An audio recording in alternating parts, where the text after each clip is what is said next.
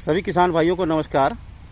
किसान भाइयों, इस समय हम ग्राम बहादुरपुर, जो कि मवाना शुगर वर्क्स मवाना ज़िला मेरठ के अंतर्गत आता है। किसान भाइयों, जिस खेत पर हम खड़े हैं यह खेत 238 की पेड़ी है।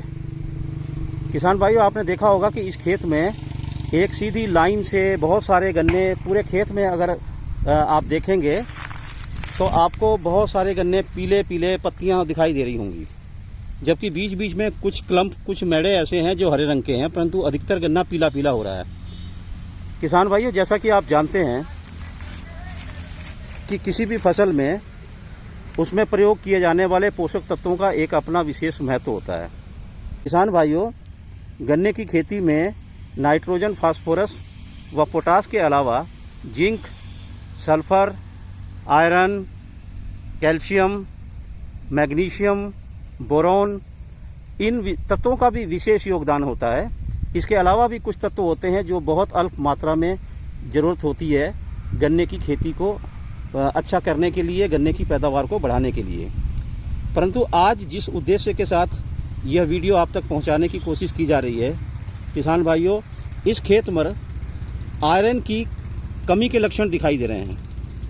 किसान भाइयों, गन्ने की पत्ती का पीला पड़ना केवल नाइट्रोजन की कमी ही नहीं होती, क्योंकि नाइट्रोजन की कमी में भी पत्तियां पीली पड़ती हैं, परंतु उसके पीले होने के कुछ विशेष लक्षण होते हैं। परंतु आज हम जिस खेत पर खड़े हैं, इस खेत में आयरन की कमी के लक्षण हैं, जो आमतौर पर इन दिनों में अप्रैल व मई के माह में जब पौधा कटने के बाद उसकी पेड़ी होती है, उन खेतों में ज़्यादा दिखाई देते हैं।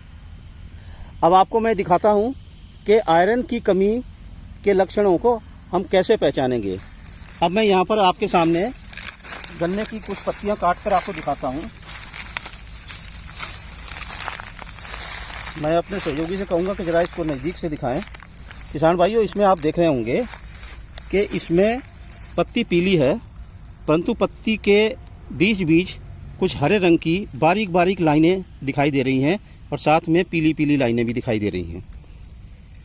यह आयरन की कमी, जिसे हम लौह तत्व कहते हैं, यह लौह तत्व की कमी की विशेष इसको पूर्ति करने के लिए हमें क्या करना है। किसान भाइयों, यदि आपके किसी खेत में इस तरह की लक्षण दिखाई देते हैं तो इसका सबसे आसान तरीका ये है कि इस खेत में आप 2 किलो फेरस सल्फेट प्रति बीघा के हिसाब से प्रयोग करें, तत्पश्चात इसमें सिंचाई कर दें। को पुनः ये अनुरोध करूंगा कि इस तरह के अगर कोई भी खेत आपको दिखाई देते हैं तो आप इनको अनदेखा ना करें।